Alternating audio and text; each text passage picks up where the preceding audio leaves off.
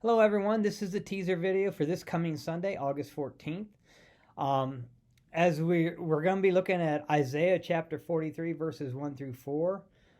Isaiah, there's a couple different things in this passage I want you to look at. First, you have the history of Isaiah and the prediction of what's going to happen to the nation of Israel. It also relates to Egypt and Persia. So that's what Isaiah is writing to the nation for. But I think if you read this passage, it can really be a good personal reference too. I think there's a lot of personal level in this passage and not just a nation level as far as Israel. So make sure you understand the background of what Isaiah is writing and then see what this speaks to you on a personal level. Because one of the things I see in this passage is summoned by name. And I don't know how you are as far as names. I am horrible with remembering names. I'm okay with faces, but I'm horrible with names. And that's obviously not something good for a pastor to be, is not very good at remembering names. I've tried all kinds of tricks to help me remember. And if I forget your name, don't be offended. I've learned to apologize. But I'm not good with names for family, relatives, friends. We go on vacation. Sue gives me a rundown of all the names and who's going to be there and help me put the faces to names again, because I'm just not very good at it. When I was in the Army, the names are on everybody's uniform, so that was so easy. I really was very good with names in the Army, and we usually went by last names anyway. But are you good at remembering names?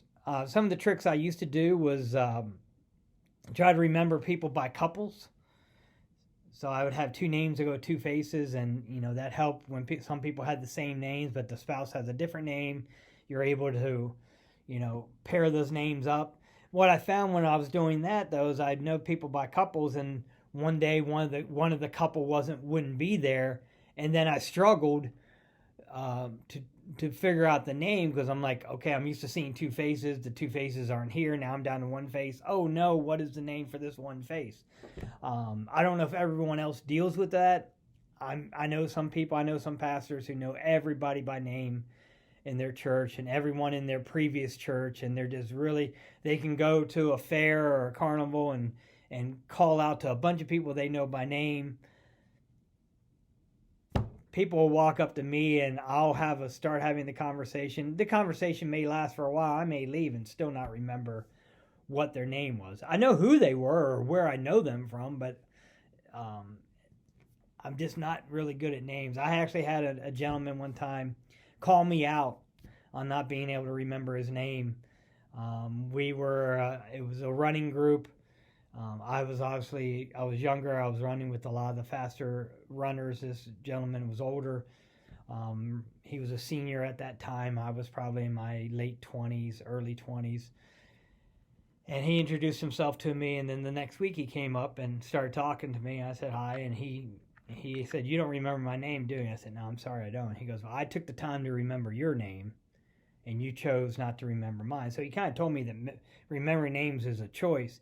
So I try to get better from it from there, but there's just some things that people don't do well, and for me, it is names. So figure out how you are with names and how that affects you. But then when you look at this passage, look at it at a personal level. What does it say to you on a personal level? And then make sure you know the history of what it means for Isaiah and the prophecy here for Israel and the nation and Egypt and Persia and what's going on there. But I think this passage actually is a very deep passage on a personal level, and that's really what I'm going to be focusing on Sunday. So see what you can get out of this from a personal level, and I hope to see you on August 14th. For those of you who've been traveling, I hope when you're back, you're able to come and join us again.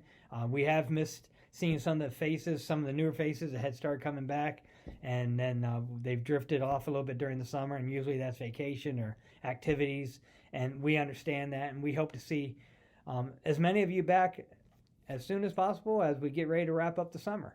Again, take care. See you then.